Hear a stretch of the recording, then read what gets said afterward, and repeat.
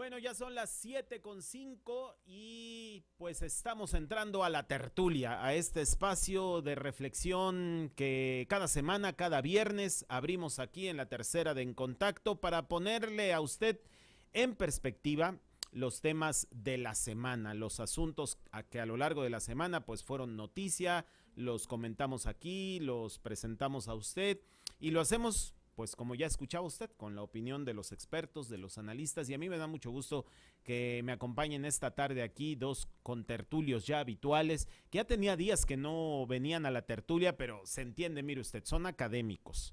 Y los académicos se toman muy en serio este asunto de las vacaciones, porque pues ellos se van de vacaciones, pero ya se acabaron las vacaciones, ya hubo regreso a clases, por cierto, esta semana regresaron a clases. Mauricio Lascurán. ¿Qué tal, Ángel? Muy buenas tardes a ti y a tu auditorio. Qué gusto me da. No nos habías invitado. No, es cierto. No es cierto. Ya estamos aquí de regreso, con mucho gusto. Y por allá está David Quitano. ¿Cómo estás, David? Muchas gracias, Ángel, por la invitación. Bienvenidos ambos, académicos, especialistas, ambos catedráticos en el Colegio de Veracruz y en diferentes instituciones de educación superior. Ya no las voy a mencionar porque además David creo que... Como en 15 cobra. Anda como en 15. Ahí andamos diversificando.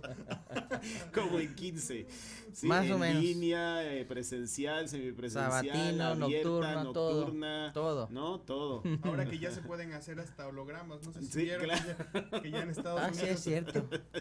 Ya puedes dar clases así, ¿verdad? Sí. Sí es cierto. Que por cierto, el tema educativo esta semana estuvo pues sobre la mesa porque el lunes fue el regreso a clases del sector de educación básica, preescolar, primaria, secundaria.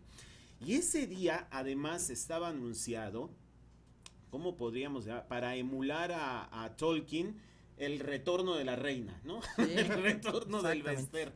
A Aurelio Contreras, que es nuestro colaborador con tertulio también aquí en los viernes, columnista en eldemócrata.com y en varios medios, autor de la columna Rúbrica, escribió una columna esta semana que tituló La resurrección del Bester. A ver, ¿cómo vemos el regreso de la maestra? Volviendo por sus fueros y declarando así, porque la declaración fue lapidaria, ¿no? Soy inocente y la reforma educativa se ha derrumbado, se fue para abajo. A ver, ¿qué lectura podemos hacer? David. La primera lectura que podemos hacer es que en primera instancia la ley le asiste. Al parecer no le pudieron comprobar ninguna de las cosas que le estaban imputando y por eso hasta el momento quedó en libertad.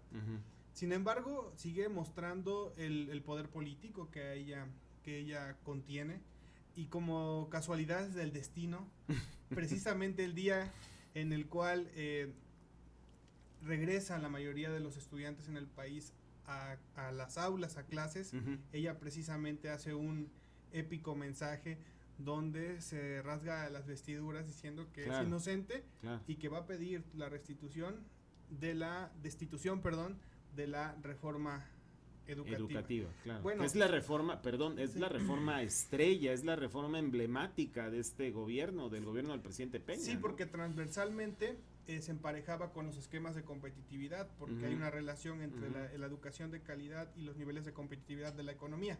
Pero hace este planteamiento el Baester como lo que dicen los politólogos, de que hace entre líneas se puede observar que es una forma de decirle también al presidente electo, estoy contigo para echar atrás la reforma educativa. Que es, por cierto, la agenda de Andrés Manuel, que la trajo siempre en campaña, digamos, y es parte de sus compromisos, ¿no? El echar para atrás bueno, que ahorita vamos a hablar que eso mismo dijo Andrés Manuel esta semana, pero es decir, a ver, algo que me parece importante de lo que dice David y que me parece grave también.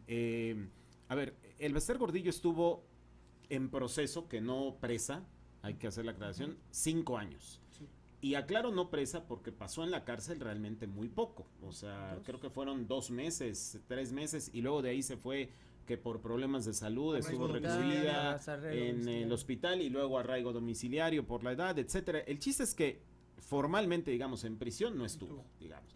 Pero sí estuvo, digamos, limitada. Desactivada prácticamente. Desactivada políticamente y limitada de su libertad 5 años. Ahora, entonces, si al final del día el Ministerio Público no es capaz de demostrar la culpabilidad de una persona, ¿frente a qué sistema de justicia estamos que una persona puede pasarse 5 años de su vida privada de su libertad? Imposibilitada de hacer sus acciones, ¿no? Políticas. Pues eso es gravísimo. ¿no? Claro. Independientemente, digo, de que en la opinión pública quede la idea de que la señora es culpable o no, o sea, a mí me parece grave esto, ¿no? Sí, bueno, ella tiene al abogado del Toro, al parecer ese es su apellido, y bueno, es un abogado prestigioso que la defendió y hoy está fuera de las cargas jurídicas que a ella le imputan.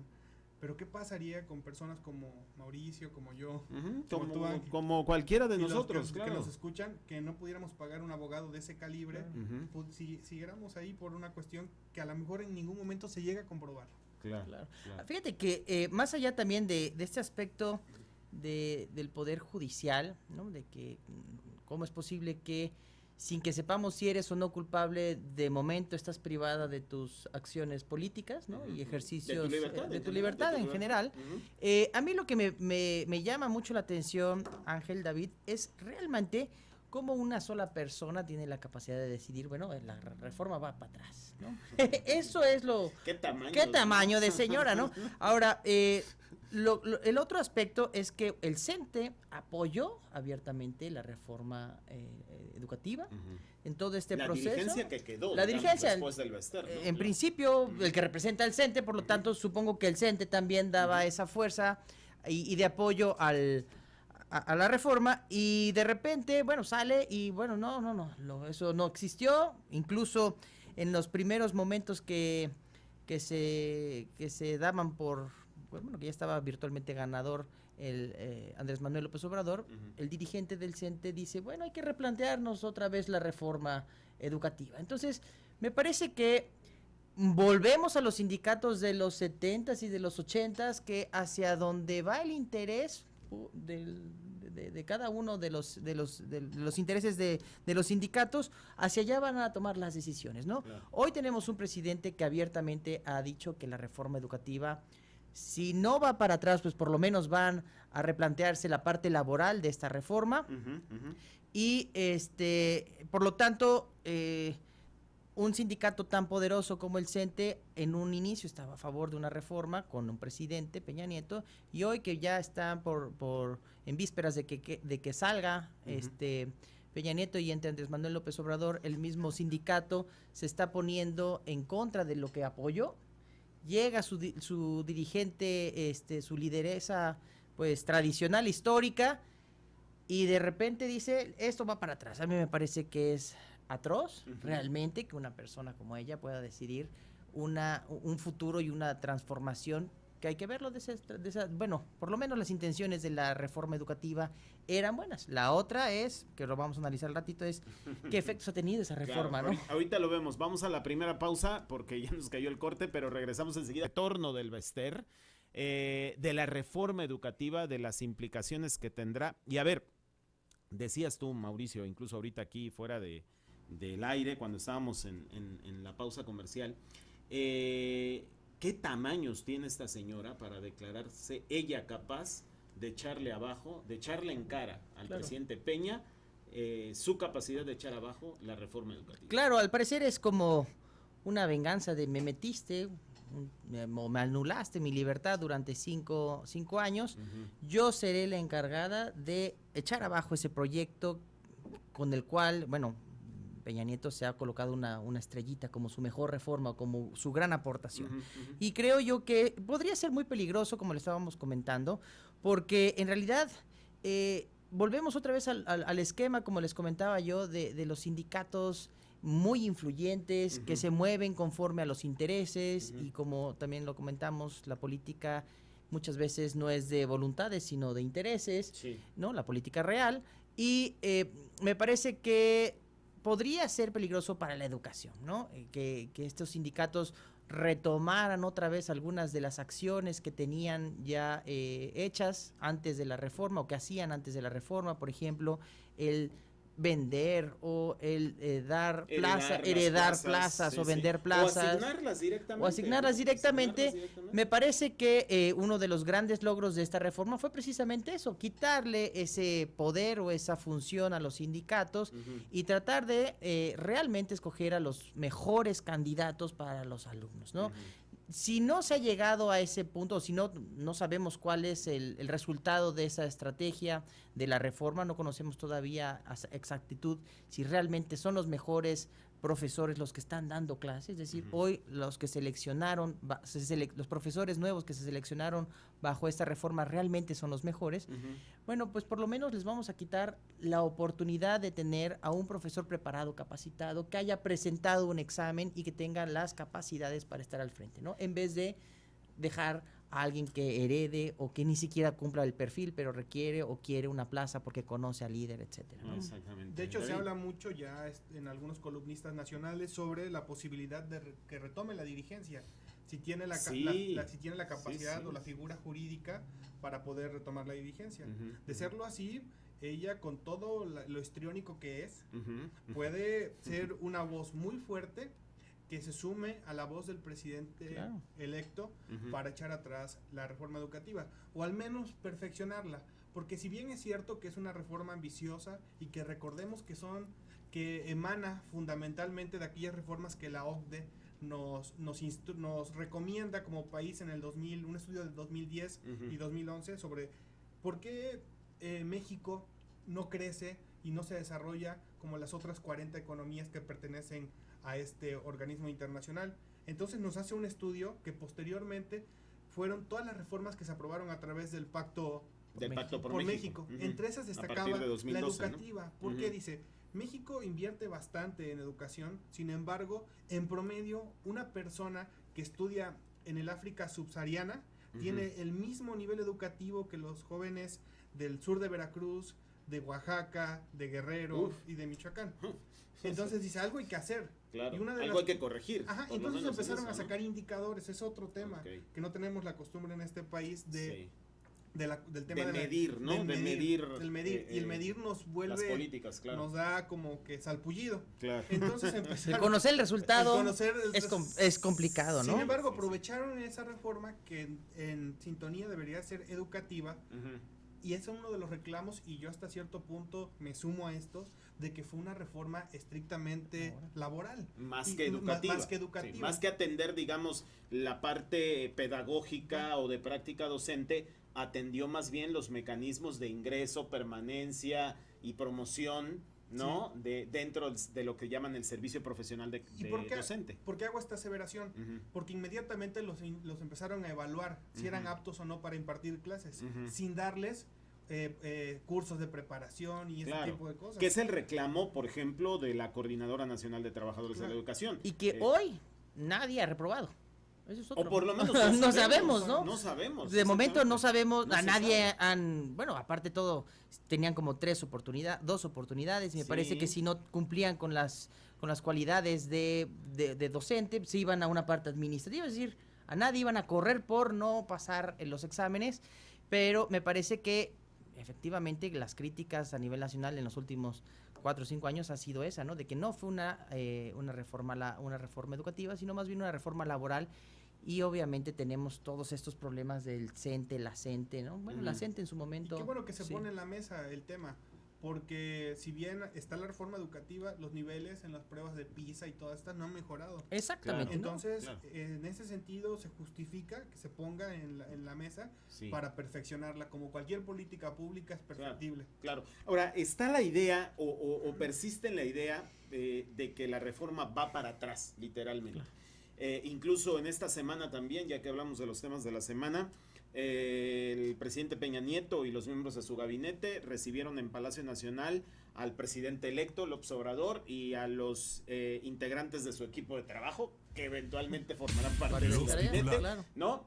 Y ahí se habló del tema de la reforma educativa. Peña Nieto diciendo, la reforma permanece hasta mi último día, y Andrés Manuel diciendo, se va para atrás a partir de que yo sea presidente. Entonces, ¿A qué estamos jugando? ¿En qué mundo estamos? Pues, lo más viable es que se vaya para atrás, porque a uno le quedan 100 días y al otro le quedan 6 años. Claro. Pero a ver, ir para atrás, ¿qué va a implicar? Es decir, a mí me mueve la idea de pensar que lo que habrá será una reforma de la reforma. Claro. Es decir, que se le corregirán aquellas cosas que políticamente están comprometidas por parte de Andrés Manuel López Obrador con los apoyos que recibió de la CENTE y del CENTE, claro que sí. Y que se adecúen a su política educativa. Uh-huh. ¿Por qué? Porque por ejemplo, la reforma que hasta educativa, la fecha no la conocemos, por cierto. Sí, claro. Que la reforma educativa de ahorita es como muy excluyente en cierto sentido, porque solamente aquellas personas que cumplan con ciertos requisitos pueden participar en ella. Y la visión de política educativa del presidente López Obrador tiene un contenido mucho más social, es mucho más incluyente. ¿Por qué? Porque va a ir emparejada a otros aspectos, como cuál la educación universitaria. Ya ves que dicen que van a crear más de 100 universidades. 100 nuevas universidades públicas. Así es, de acuerdo a vocaciones productivas, y va a ser un nuevo corredor. Claro, siguiendo más o menos el modelo que hizo en Ciudad de México cuando fue jefe de gobierno, que creó la Universidad Autónoma de la Ciudad de México. Que parece que no tiene los resultados esperados, ¿no? Claro. Es una institución que, bueno, tiene gente de calidad, no lo dudo, por supuesto, tiene incluso revistas que están indexadas en el CONACYT, es decir, no dudo que la capacidad de la universidad sea buena, lo que veo es que los resultados no han sido exactamente los esperados de esa universidad. Y crear 100 universidades públicas significa un gasto terrible. También ayer estaba escuchando la noticia que hablaban respecto de la investigación, que está relacionado con la educación, ¿no? Entonces, actualmente se le dedica el 0.5% del PIB nacional a la investigación y que pretenden incrementarlo al 1%. La respuesta de Andrés Manuel fue: haré lo posible para que suba eso. Haré lo posible. Sí, porque precisamente perdón. Ya está, ¿no? Cuando dicen van las 100 universidades, alzan la mano los más del 98% de profesores que están por horas, por ejemplo, en la UNAM y en otras instituciones. Y dicen, miren, son de los más precarios, viven en estado casi de pobreza. Y lo emparejan con un estudio que hace precisamente el INEGI, que saca, donde dice: de los trabajadores formales, 4 de cada 10 ganan menos de 13,000 pesos al mes.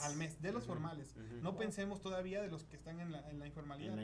Y de ahí te aparece otro, que te analiza la PEA, y te dice que las personas que están en población económicamente activa, el 70% está dispuesto a trabajar en otra cosa. Para poder equilibrar sus ingresos. Ven una oportunidad y se lanzan, ¿no? Vamos a ir a lanzarnos, pero a la segunda pausa que tenemos, porque ya nos va a caer el corte. Regresamos enseguida. Nos quedamos en Facebook Live. Y quiero retomar de algo de lo que decíamos en Facebook para el auditorio ya en contacto en Digital 96.9 y en Digicable y en las plataformas en general, que tiene que ver con la agenda de reformas frente a las que estaríamos de cara a ya el nuevo Congreso de la Unión, que empieza el 1 de septiembre, es decir, en una semana, que tendrá mayorías parlamentarias Morena, la coalición Juntos Haremos Historia. Todo indica que el presidente Peña Nieto enviará iniciativas para, digamos, allanarle el camino a la transición, como ya lo ha hecho desde el 1 de julio, prácticamente, ¿no? El gobierno federal está trabajando para entregar ya lo más pronto posible el asunto, pero presentará iniciativas para crear la Secretaría de Seguridad Pública y para la designación del fiscal general, por fin, del fiscal general de la nación, ¿no?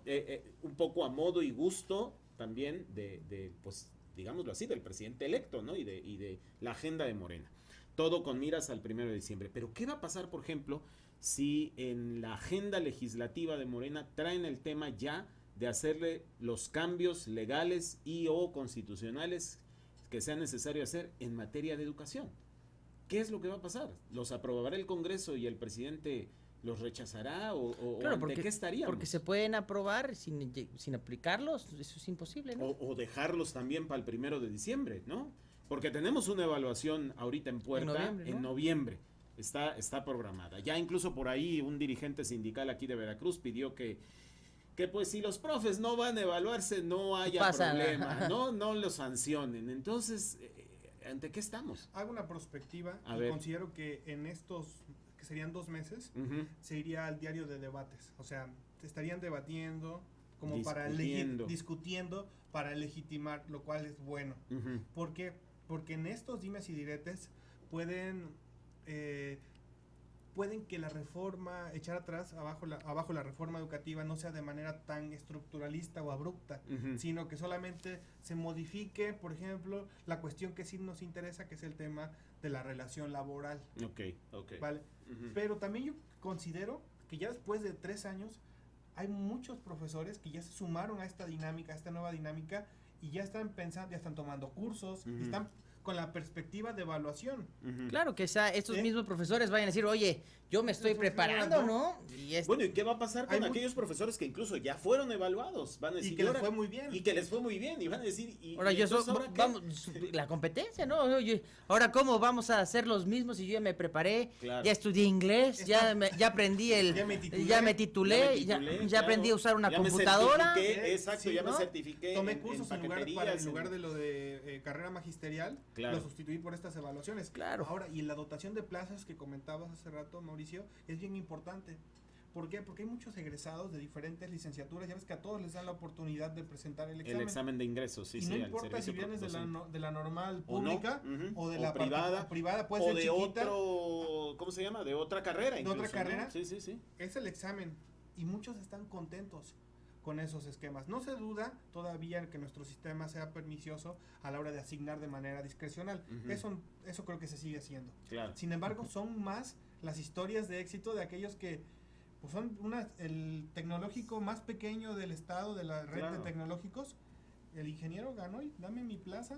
Claro, tan, tan. Claro. claro. Aquí, bueno, Y no se la debe ni a ningún líder sindical, ni a ninguna prebenda, ni Con- haber entregado un favor. Con todo Bueno, respeto para a mi cambio querida de, normal veracruzana. Claro, Pero la canonjía del simple hecho de quedar y a tener tu tu plaza Ah, asegurada sí, al terminar los va estudios. ¿no? va en contrario sensu del esquema de competitividad en el cual te tienen que evaluar de acuerdo a tus conocimientos. una Claro, libertad, ¿no? claro, ¿Eh? Una Y libertad. a la misma libertad. Claro. claro. Porque hay otros chicos que están estudiando y tendrían que concursar, en cambio los otros no.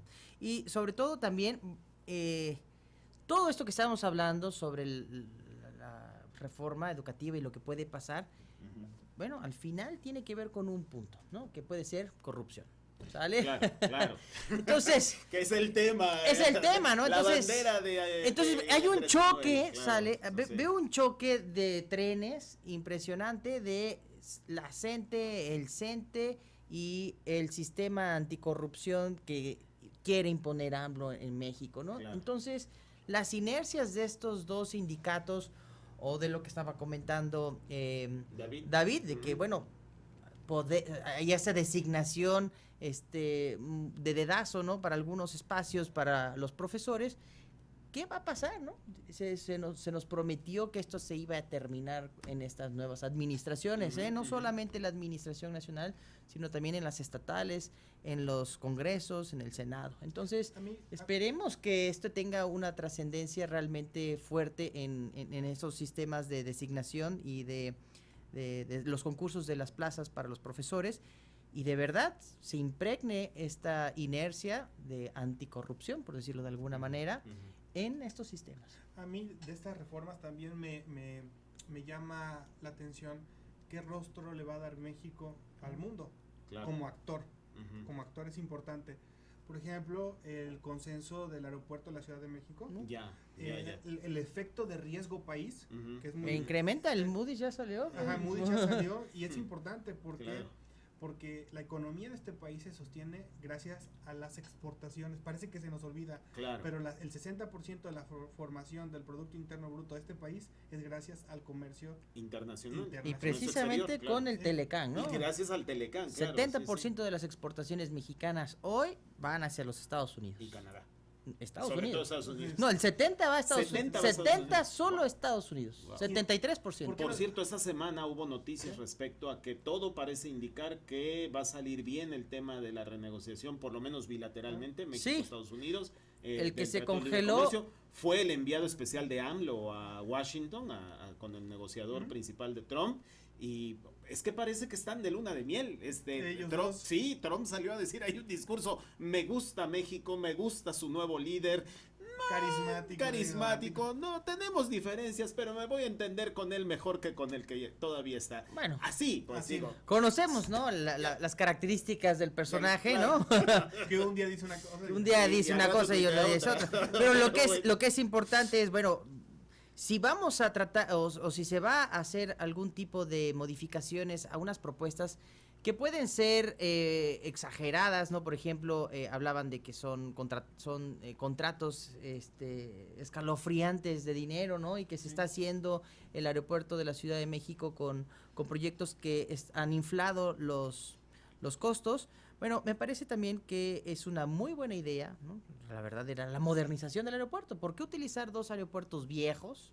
¿Sale? Claro. Y no modernizarlo. Eso Claro. va a traer la movilidad de personas a la Ciudad de México, ¿no? Que sigue siendo Ya ahí, por ejemplo, hubo un cambio en la orientación que el propio López Obrador Ya hay tenía una encuesta, como ¿no? Ya va a discurso dar una. en la campaña, que dijo el aeropuerto va para atrás. Y ahorita ya así como que, bueno, vamos Claro, a ver, claro. a consultar expertos, a El someter Valle de México consulta, ¿no? es la economía más grande de América Latina, en conjunto, el Valle de México, ¿no? Toda la zona Sí, 25, metropolitana, no, digamos, 30 30 millones más o menos de es personas. muchísimo. ¿no? ¿En qué dimensión tiene este aeropuerto? Que, por ejemplo, para los que pensamos ir al Mundial, cuando estén los tres países, ¿no? Canadá, Estados Unidos y México, claro. podríamos ir en 3 horas al punto más alto, que es Edmonton, Ok, con ese aeropuerto, con porque ese vamos a aeropuerto. tener aviones de mucho mayor De más capacidad, claro. ¿cómo Y se llama? con todos los Tonelaje, beneficios ¿no? comerciales Claro. y económicos y de desarrollo económico para el país. Claro, me parece que es muchas de las reformas que se están planteando, ¿no? O reformas de las reformas, por decir, o reformas, propuestas de o reformar las propuestas que se están haciendo. Reformar las reformas. Reformar las reformas. Reformar las reformas. Creo que, bueno, la inercia de la presidencia es fuerte, ¿no? Tratar de conseguir votos es muy, muy fuerte, nada más que cuando lleguen los gobernantes, me parece que encontrarán una realidad, ¿no? Hoy se están dando cuenta de que realmente hacer todos los cambios que se propusieron es complicado. Echar abajo el aeropuerto de la Ciudad de México, es decir, ya se queda en obra negra, Sí. esto queda totalmente desarticulado, ven que las pérdidas van a ser mayores, ¿no? Claro. Aquí, como lo dije al inicio, la política es de intereses, no de intenciones. Claro. Y hay unos intereses económicos y sociales, Claro, ¿no? Por claro, supuesto, para generar empleos, ¿sale? Imagínate que le quites el empleo a todos los que están haciendo ahí el aeropuerto y los que van a estar trabajando en el No, aeropuerto. y en un cálculo político es mucho. Costo-beneficio. Claro, es mucho más arriesgado cancelar que continuar. Por supuesto, ¿no? Porque además, una vez concluido el aeropuerto, Claro. Más de la semana estamos hablando, bueno, pues ya de la agenda que hemos agotado, digamos, en el tema, bueno, no hemos agotado porque nunca se agotan estos temas, de la reforma educativa, la liberación de Baster. A ver, pero esta semana hubo otro tema que volvió a ponerse sobre la mesa. A raíz de la liberación del Bester Gordillo, que fue, digamos, una detención a todas luces política, por supuesto, ¿no? Se puso sobre la mesa otra vez el tema del caso del ex gobernador Javier Duarte de Ochoa. Y se empezó a rumorar en los corrillos, su liberación también por parte del proceso penal que le sigue la PGR.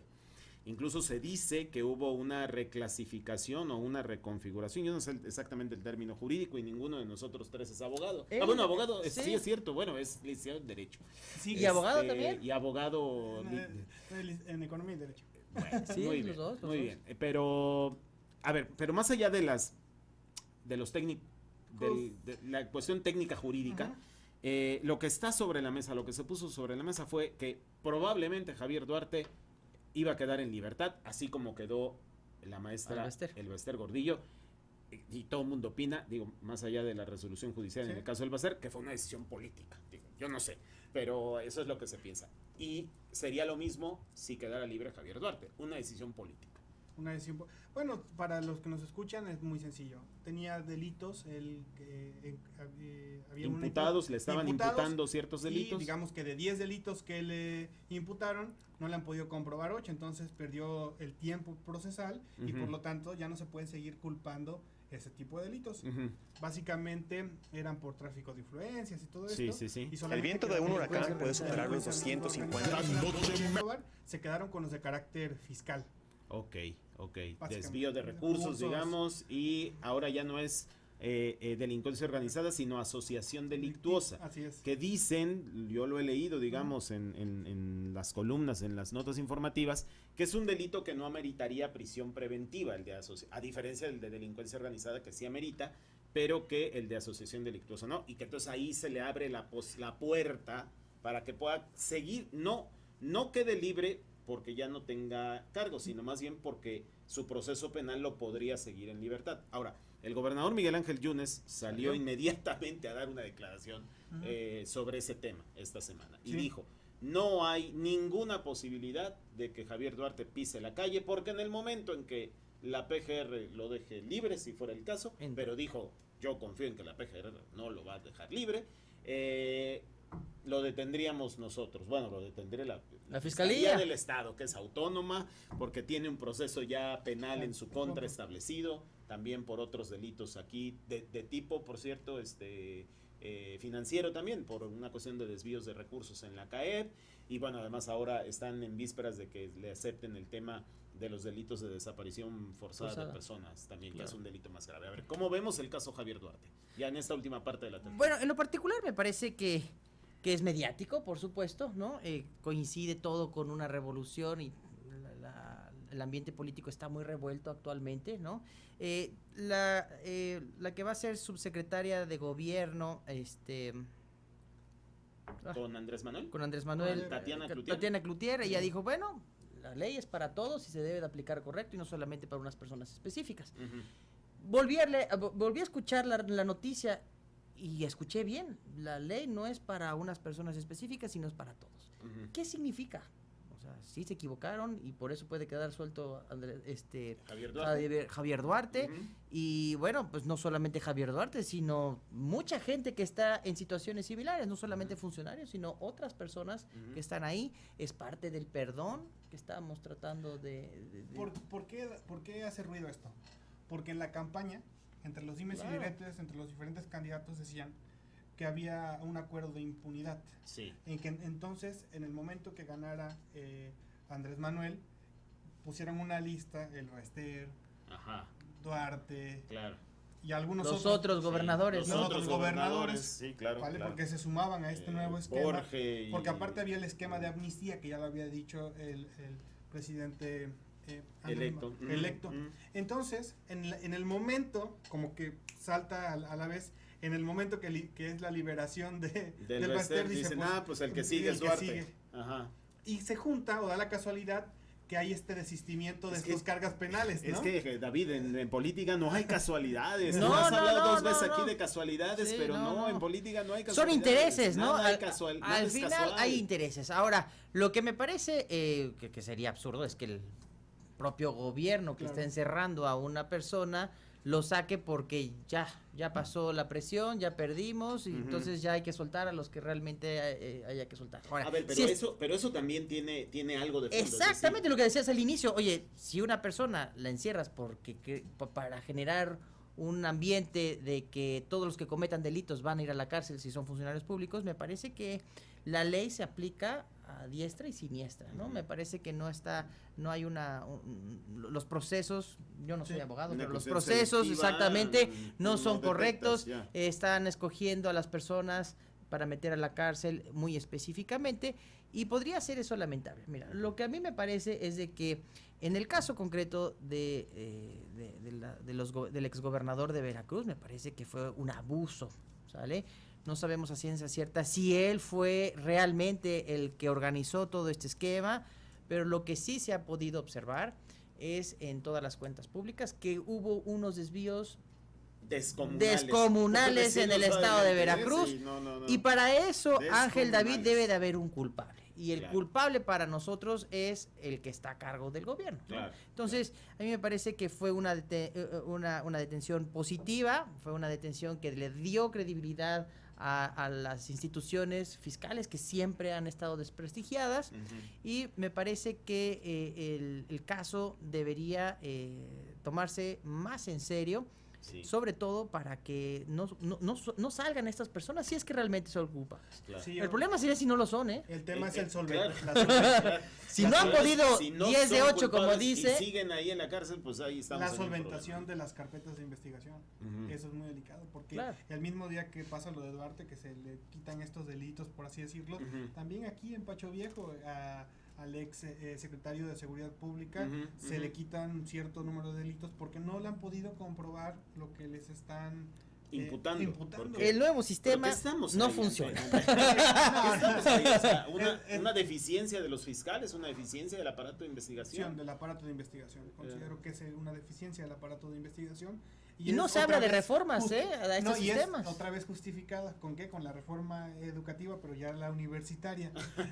Te enseñan un tipo de derecho en la facultad. Claro. Y afuera hay otro, y ¿no? afuera hay Y otro. afuera hay otro, claro. Hay claro. un desfase ahí. Apenas están las universidades, algunas universidades implementando sus nuevos sistemas de enseñanza del nuevo sistema de justicia Penal penal, acusatorio, ¿no? sí. Acusatorio, que pues es muy diferente. Lo Bueno, que es un hecho es que, bueno, Sí. habría que replantearse también, que nadie lo ha hablado, de este nuevo sistema penal acusatorio, ¿no? No está funcionando correctamente, sí ha habido capacitación, eso es cierto, sí ha habido un gran esfuerzo para capacitar a los ministerios públicos, a los policías, pero los jueces, y a los jueces. jueces, pero sigue sin funcionar. Claro. Siguen saliendo violadores, ¿sale? Siguen saliendo Hay muchos delincuentes. estudios de México, ¿sale? México por la Justicia Ujú. han sacado muchos estudios al respecto. sobre Por Claro. todo la es impunidad. cómo se formó la carpeta de investigación y se violó El debido proceso. El debido proceso. Sí, para Vámonos decirlo para claro. afuera y violaste a una Ahora, persona. también es un problema en el caso, por ejemplo, de los delitos patrimoniales, la comprobación efectiva Claro. ¿no? de que realmente la persona imputada fue la responsable de haber cometido ese delito. Exacto. Y Esa les es la doy, parte les doy un difícil. dato ahí. Está haciendo para el caso de los delitos por corrupción, Ajá, son ajá. un listado como de 20 delitos, cohecho, Sí, sí, sí. tráfico de influencias, ninguno es grave. Fíjate. Ninguno es delito Sí, grave. ninguno Por lo cae tanto, en la Entonces categoría de puedes delito. pagarlo. O sea, Claro, o sea, Pagas una multa o puedes enfrentarlo sin la Fuera de necesidad la- de prisión fuera de preventiva, con los riesgos de fuga, que es lo que argumentaba el gobernador. Hay un riesgo de que si Javier Duarte queda libre, pues se dé Ya la lo fuga. hizo Ya una lo vez. hizo, dice él, Y en además- Guatemala, y ahora lo podría hacer estando su a familia. nadie se le puede en culpar Londres. por dos veces por el mismo delito. Claro, claro. me parece que, bueno, aquí sí me parece que el daño está hecho y hay que buscar al responsable. Si el responsable ya está en la cárcel, que lo termine de pagar, ¿no? Claro. El problema, ¿no? Y tratar el problema. Pues, que Porque es claro cumplir que el su resarcimiento condena, del daño ¿no? en este caso no va a prosperar. No creo. ¿No? Y por mucho que se diga, pues la recuperación... O el servicio social que pueda prestar, no, ¿verdad? claro. Bueno, señores, ya van a dar las 8 de la noche y estamos terminando con esto la tertulia. Yo les agradezco mucho a David Quitano que nos haya acompañado Gracias a ti, Ángel. en esta tarde-noche. Mauricio Lascurain, muchísimas gracias, Gracias por invitarnos por otra venir vez. aquí a la tertulia y a ver cuándo la repetimos, a ver si ya se une ¿cómo se llama? Daniel Villafuerte Romero, o Daniel Villafuerte. Romero, ¿no? Porque hay muchos temas ahí que hablar de la agenda internacional y seguramente lo vamos a estar haciendo a partir de que llegue el nuevo gobierno. Muchísimas gracias a los dos Muy y bien. sobre todo muchas gracias a usted que esta tarde noche nos acompañó aquí en la tercera de En Contacto. El lunes nos encontramos, nos escuchamos y nos vemos en punto de las 6 de la tarde. Gracias. En Contacto,